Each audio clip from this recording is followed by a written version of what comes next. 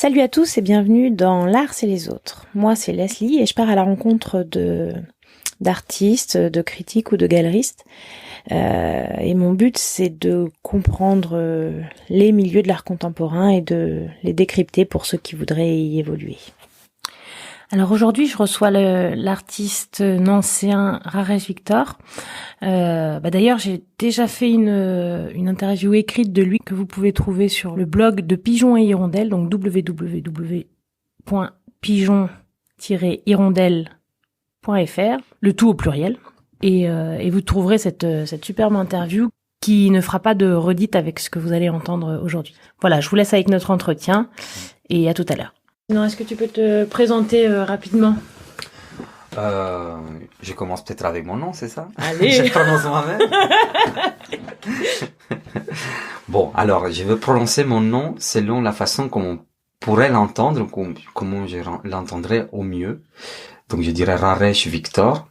Bon, voilà, c'est mon nom d'artiste, donc c'est pas le nom administratif. Je moque parfois en rigolant que mon nom de l'administratif, c'est pour ceux qui veulent payer mes impôts. Voilà, ça calme très vite. Généralement, ça s'arrête là, la discussion sur quel est mon nom. Ça donne aussi une idée un peu de, voilà, rare, qui veut dire aussi rare en roumain. Mm-hmm. Et Victor, Victor, un nom un peu peut-être plus ancien, mais qui est quand même très présent. Voilà. Du coup, t'es né en Roumanie ? Voilà, donc je suis né en Roumanie, je suis français depuis 2012. J'ai un peu plus que 5 ans, 6 ans, presque 7 ans, donc bientôt je serai un peu à l'école. Donc je suis d'origine roumaine et je suis en France depuis l'année 2000.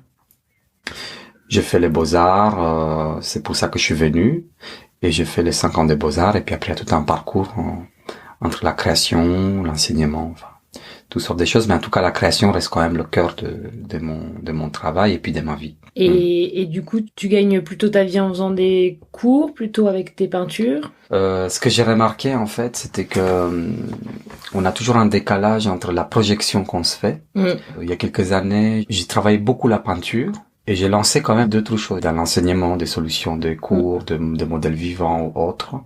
Par moments m'ont paru un peu des chemins qui se perdaient un peu.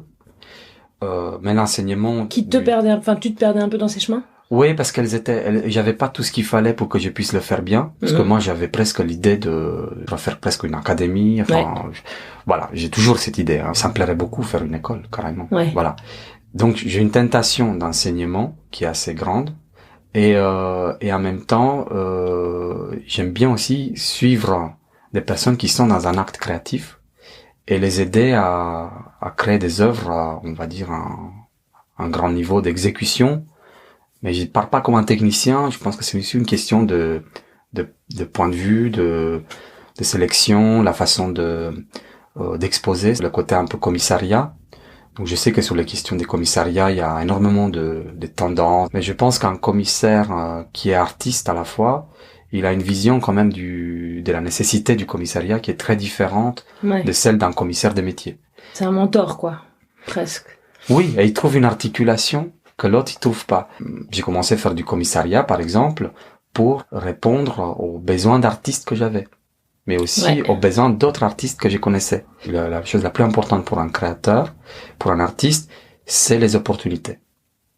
Par exemple, toi-même, si tu es confronté demain, tu as une très belle proposition pour faire une telle exposition, un tel contexte, etc., ben, tu vas travailler 6 mois, 8 mois, 2 ans, peu importe, et tu vas réaliser les œuvres qui fonctionnent avec tel ou tel lieu.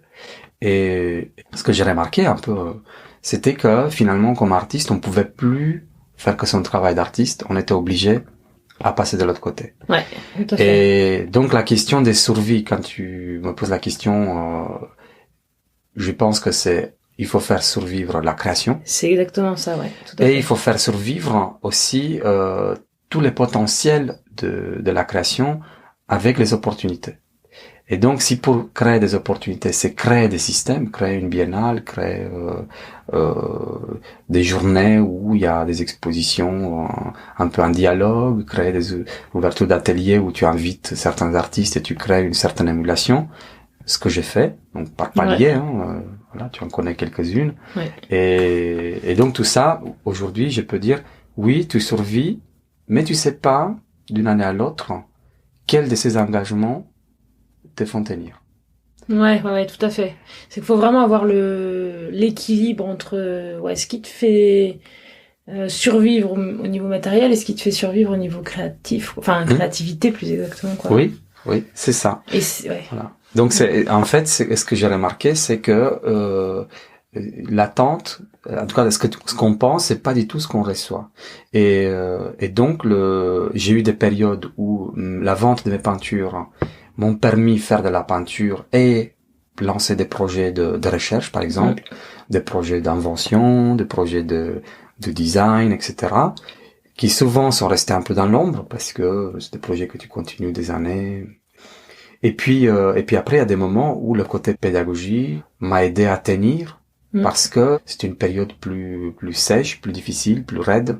Et donc aujourd'hui, je me rends compte l'importance d'avoir un atelier qui soit à la fois un laboratoire, qui se métamorphose. C'est un laboratoire, c'est un lieu de rencontre, c'est un lieu où tu vas essayer de créer des systèmes pour pouvoir peindre, pouvoir dessiner, pour alterner les saisons. Par exemple, je me rends très bien compte que tout est rythmé par saison, par la lumière, par l'engagement des gens, par tout à fait. la façon comme les gens nous laissent tranquilles ou ils nous embêtent, la façon comme le monde administratif nous envahit ou nous oublie, ou etc. Voilà, c'est le système des marais. Oui, c'est vrai, ouais. Voilà. J'avais pas vu ça comme ça. Enfin, je l'ai vu sur moi, en hiver, je mange du miel et puis voilà. Je lis des livres, mais... Hibernation garantie. Donc oui, survivre aujourd'hui, je pense que c'est synonyme d'une pluralité d'actions et idéalement, c'est d'en avoir plusieurs. Ouais. Vraiment. Autant pour le côté financier, et je pense que c'est pas tout à fait que les finances qui comptent. En fait, je pense qu'on a souvent une rupture de motivation. C'est pas une question de dépression, c'est l'opportunité. Ouais, un besoin de nouveauté aussi. Souvent, chez les artistes, c'est plus difficile de finir un projet. Enfin, c'est pas tout le temps, hein, évidemment. Je suis pas dans une autoroute de clichés, mais c'est vrai que c'est quand même... En tout cas, moi, je le vois. Pour moi, c'est beaucoup plus facile de me lancer sur un nouveau projet que de finaliser les petites dernières choses. Hein, tu vas trouver une solution, d'accrochage même parfois, tu vois. C'est quand même plus stimulant de partir sur quelque chose de nouveau, quoi. Oui, parce qu'on est rarement celui ou celle qui va figer l'œuvre. En fait, il y a une certaine peur de la gestion. Ouais. Enfin, je trouve que comme artiste, on était toujours un peu suivi un peu comme une bête qui crée. Et dès qu'elle a fini de créer, elle fuit le terrier, enfin, elle quitte l'atelier, elle laisse tout un peu en vrac, et puis les autres, on voit un peu l'image comme ça, qui se rend compte du génie parti, et donc ils vont ranger les choses et tout ça.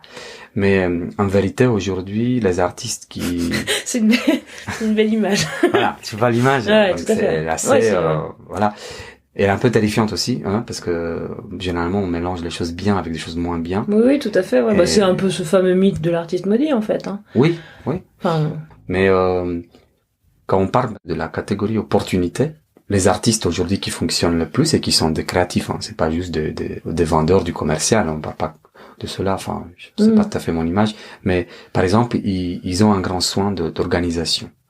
Et je trouve que ils utilisent le côté créatif aussi pour organiser comment ranger, comment poser, créer des documents. Je suis très contente que tu me dises ça parce que t'es le premier artiste là que je rencontre qui me parle de ça, parce que il m'arrive souvent de poser la question, est-ce que t'as une routine de création ou de choses comme ça, et très très souvent les artistes me disent non mais je suis artiste. Bah, tu dois te libérer. Pour ça, on a besoin de temps. On crée une œuvre et on va pas du tout déjà où la mettre pour ne pas l'abîmer. Comment faire si tu fais une série?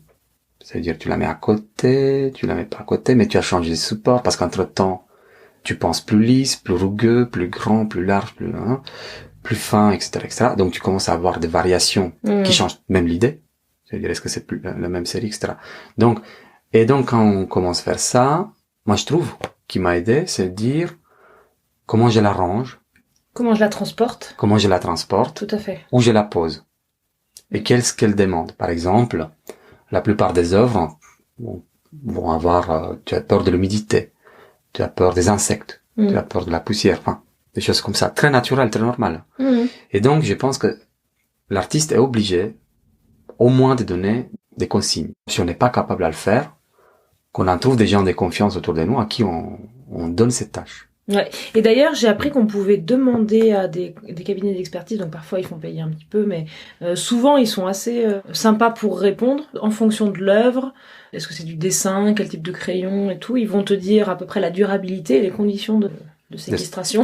De stockage, de stockage, la façon. Et conservation. Là, oui, le critère de conservation. Voilà, donc l'archivage reste quand même hyper important. Et puis après, la question, c'est qu'aujourd'hui, que je trouve vraiment très difficile, on est obligé de faire tout le temps des dossiers. Et là, on arrive à un point où la créativité, je trouve qu'on est vraiment, on est massacré sur ça. Elle est mise à l'épreuve, la créativité. Ah, voilà, la créativité, la mise à l'épreuve, et je trouve qu'on a diminué le temps accordé à la création énormément, parce que si on le fait pas, les autres le font moins bien que nous. Voilà, le constat. Ça, c'est, voilà. Ou alors on n'a pas l'argent de payer. Si on fait pas quoi? Mais si on fait pas les dossiers, ouais. Les autres les font moins bien que nous. Ah, si tu les fais faire, tu veux dire? Oui. Les font moins bien parce qu'ils veulent juste finir et toi tu veux juste que ça commence. Enfin, il y a un problème de vers quoi on va. Et en plus, les dossiers peuvent devenir des catalogues, peuvent devenir etc., des livres numériques. Enfin, et aujourd'hui, plus aucune exposition ne s'est fait sans un dossier, sans le côté assurance, etc. Finalement, c'est pas très artistique tout ça. Hein. Ouais, et puis d'autant que tu peux finalement valider un dossier que si tu as un diplôme d'école d'art. Oui.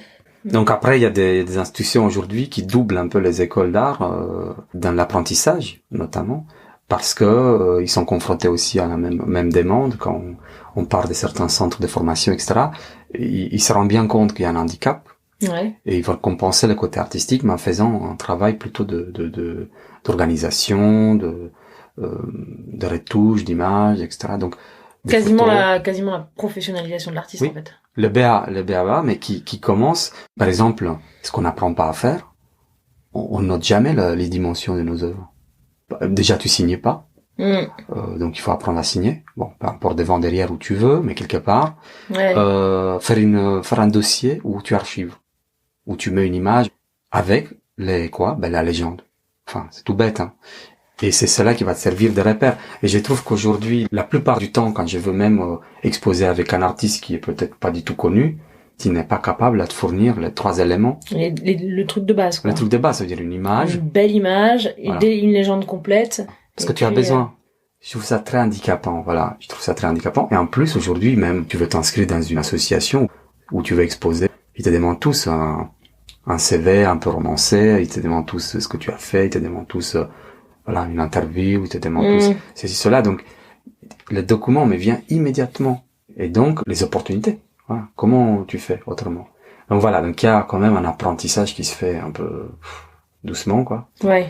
Et il me semble normal que finalement le temps nous aide à gagner un peu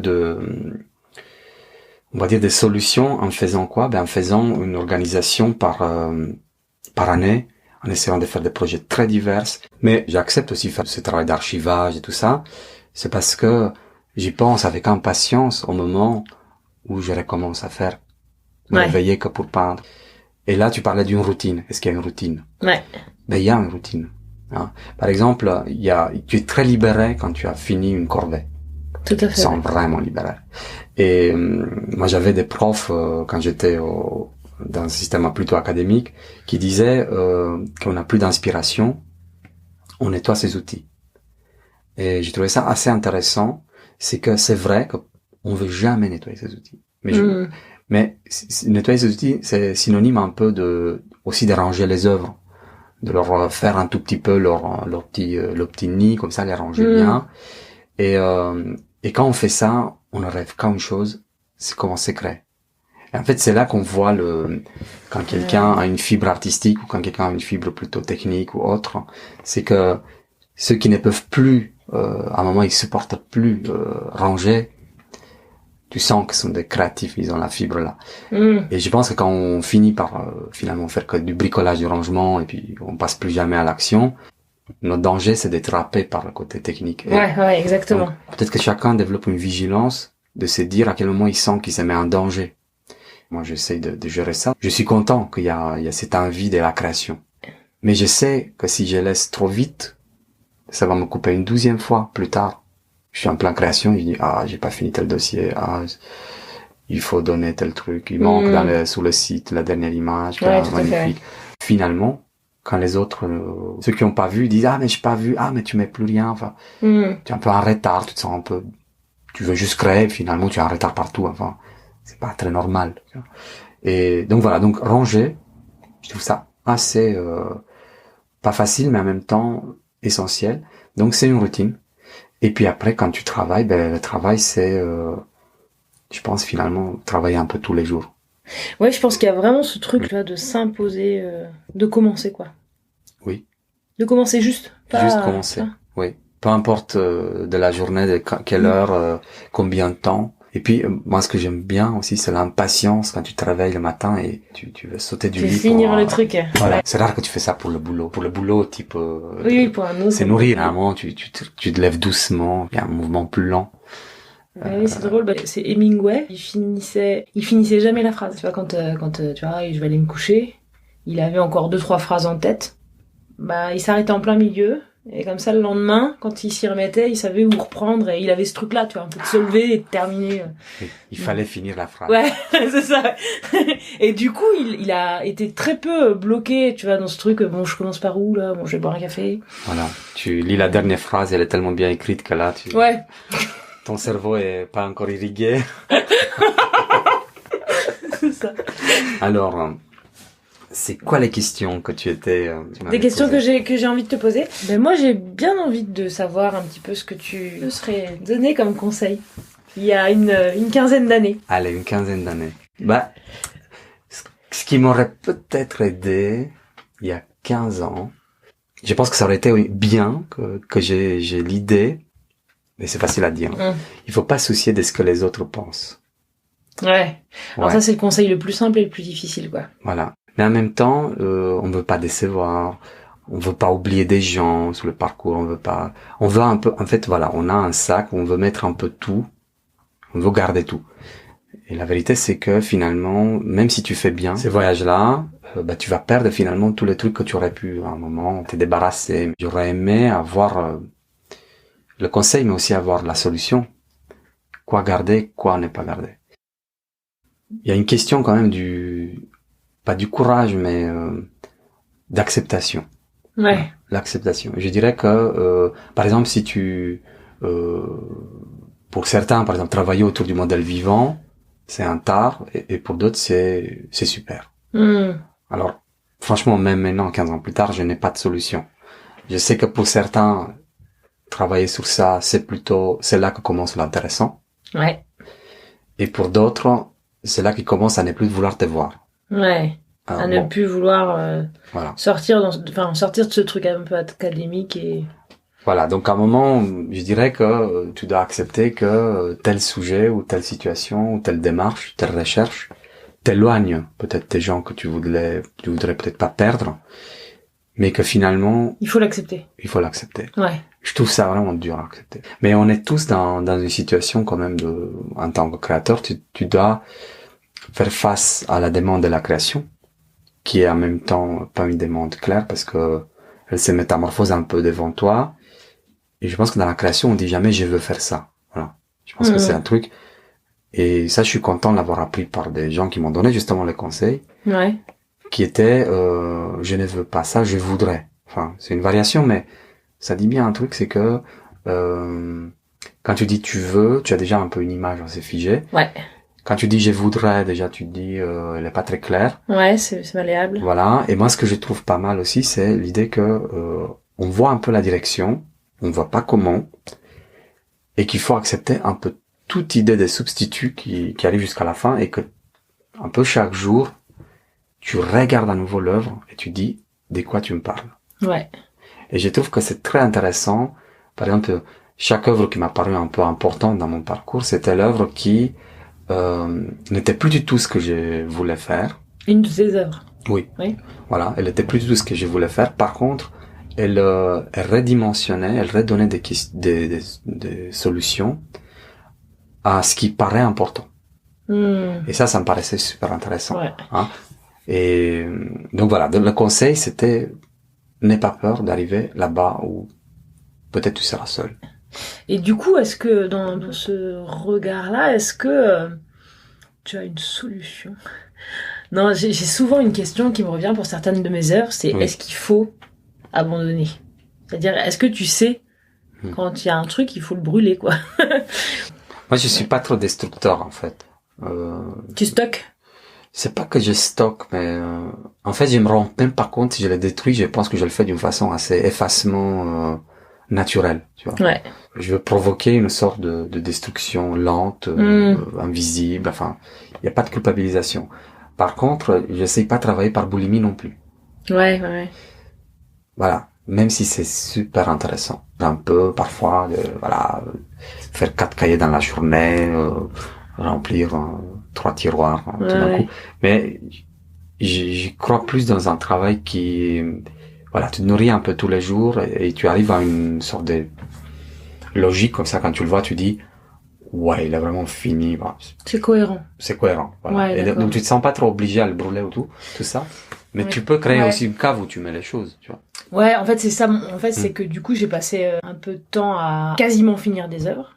Et aujourd'hui, il y en a que je laisse un peu, comme tu dis, finalement, ils prennent la poussière, ils sont dans une grange, et en même temps, mon travail m'amène ailleurs, quoi.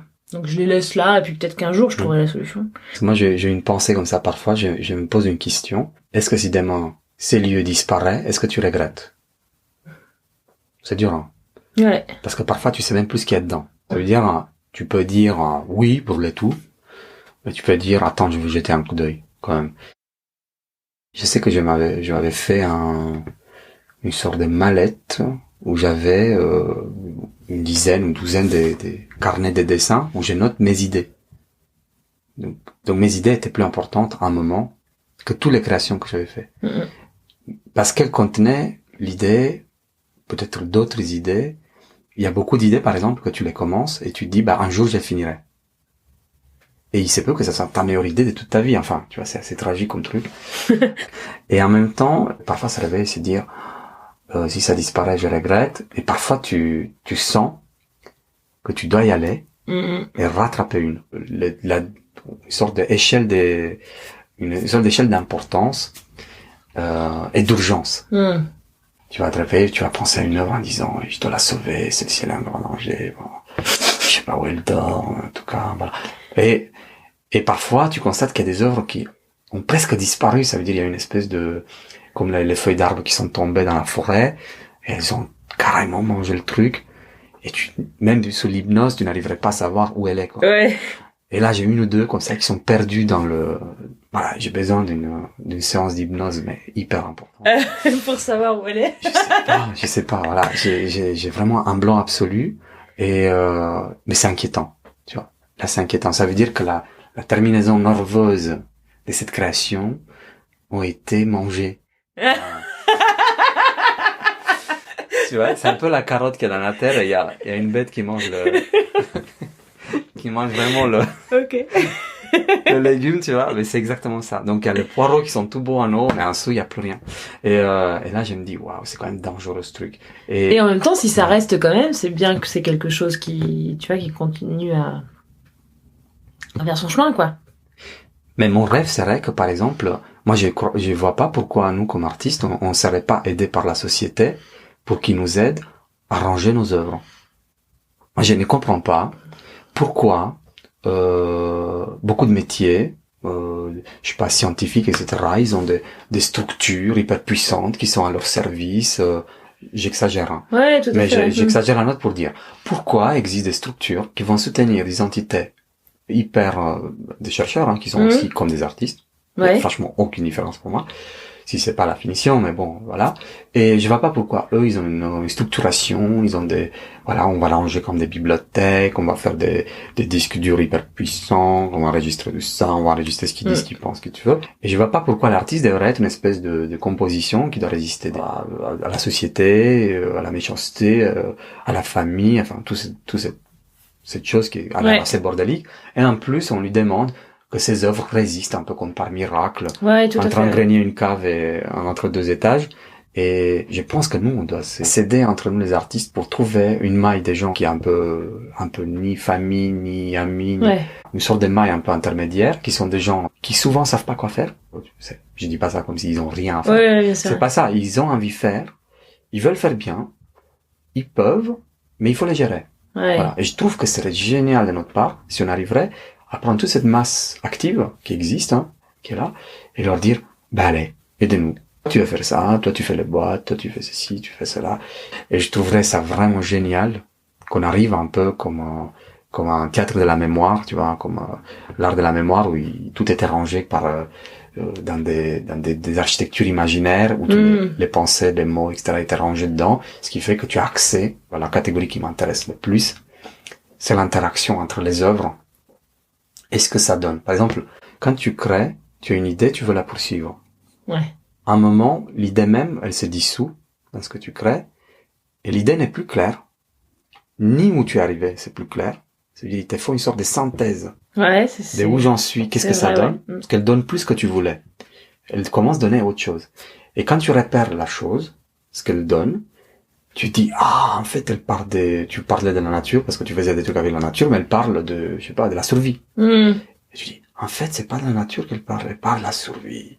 Alors, tout change, et quand tu dis si elle parle de la survie, tu sais que si tu l'exposes dans l'exposition de la nature, elle ne parle pas de la nature. Ouais. Donc il faut avoir conscience de quoi elle parle. Elle sera au mauvais endroit. Pour que tu la présentes où il faut. Et donc, l'acte créatif et d'exposition, c'est de la mettre là-bas où il faut qu'elle y soit. Ouais. Le problème, c'est que personne n'a accès à ce que tu fais sous le sens. Toi, tu penses que le lieu où on expose, il fait partie de l'œuvre. Oui. Et les opportunités qui vont faire que tes œuvres vont être vues, c'est si on a compris quelle est la nature de tes œuvres. Tu vois, par exemple, quelqu'un qui peint, on va dire il est peintre. Mais, en fonction de ce qu'il peint, il part d'autre chose. Tu vois, s'il peint d'une façon réaliste ou hyper réaliste ou expressionnisme, je sais pas trop quoi, c'est pas la peinture, c'est de quoi il parle. Il parle d'absolument autre chose. Et donc, si on n'a pas bien détecté de quoi il parle, on va le mettre à la mauvaise place. Enfin, ouais, tout à fait. Mais oui, bien sûr. Et c'est pour ça qu'en art contemporain, c'est si important. Je crois que j'avais oublié en route ce paramètre, quoi, du lieu d'expo. Du lieu de proposition, plutôt. Lieu d'exposition, le problème, c'est que les artistes qu'on connaît et qu'on voit souvent dans des expositions qui sont plutôt belles, c'est que finalement, leurs œuvres sont peut-être pas toujours hyper intéressantes et importantes. Par contre, le cadre a été bien délimité. Je me dis, en fait, l'institution crée l'intérêt. Parce que l'institution va se pencher sur tel ou tel artiste, va révéler tel ou tel aspect, et il va le mettre au summum voilà, cet aspect, il sera révélé dans toutes ses dimensions, ou en tout cas, pas mal de dimensions. Pas toutes, enfin bon. Il y a quand même un nombre, dont certaines très pertinentes. Voilà pourquoi je disais aussi, j'ai parlé tout à l'heure de l'importance de l'opportunité. Ouais. Et la dimension de l'opportunité. Mais l'opportunité, ça fait quasiment partie, sinon de l'œuvre, en tout cas de la carrière artistique, quoi. Voilà. De la professionnalisation. Et certains artistes vont te dire clairement en quel moment l'opportunité a marqué leur vie. Ils vont te dire, mais si tu parles avec eux en toute honnêteté, ils vont te dire, tel jour, telle chose, ça a tout changé.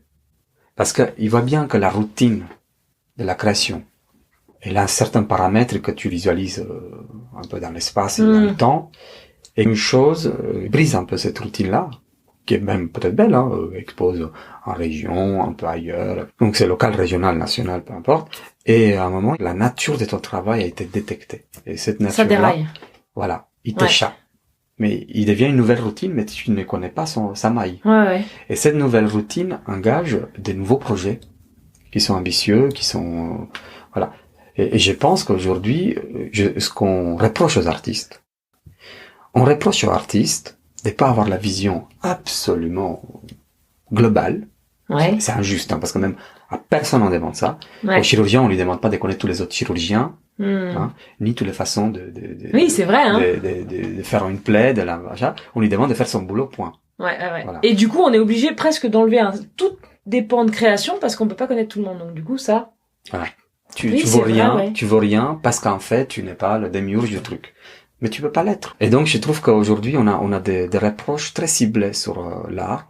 On lui demande d'être une et le contraire. Mm. Et ce qui fait aussi qu'on a affaire aussi avec une espèce d'amalgame et aussi une situation assez dangereuse pour les créateurs, à tel point qu'aujourd'hui, on est en train de leur annuler le lieu le plus important, c'est leur lieu de création. C'est-à-dire, on est en train de pas du tout vouloir non plus leur donner le lieu où ils commencent. Ouais. Voilà, leur laboratoire. Voilà, aujourd'hui, la plupart de familles un peu aisées ont les anciens ateliers des artistes et les artistes. Où sont-ils? Enfin, on les envoie de plus en plus loin, Dans des lieux de plus en plus petits. de plus en plus petits et de plus en plus éloignés et de plus en plus marginaux et je trouve ça assez dommage. Tu crois que les artistes se marginalisent? Ils sont marginalisés. Ils ont toujours été marginalisés, non?